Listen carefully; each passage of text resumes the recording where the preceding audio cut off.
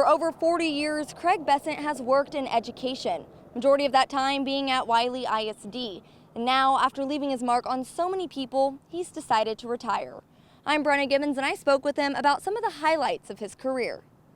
But I've always wanted to be a teacher, or a coach, and be involved in education. And really, being a school administrator was the farthest thing from my mind.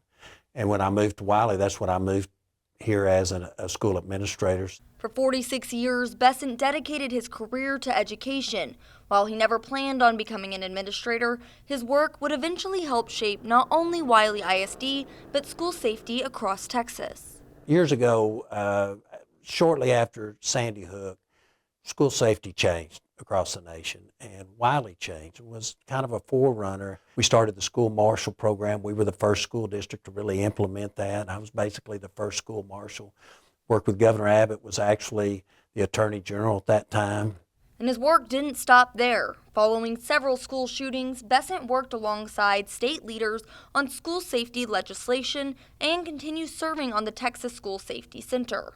February 2018, safety kind of took another rebound, school safety, and working with Governor Abbott and his staff, and I was on a round table there testifying.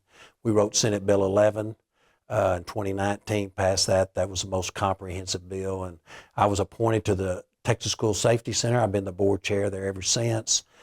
Even in retirement, Bessent says protecting students isn't something he's leaving behind. Well, I'm still involved with the Texas Commission on Law Enforcement. I'm still training school administrators and police officers and first responders on how to respond. I'm an alert trainer. We have a legislative session coming up in January, and we'll see where that goes, and make sure that all of our school districts have what they need to be able to guarantee their kids and staff safety.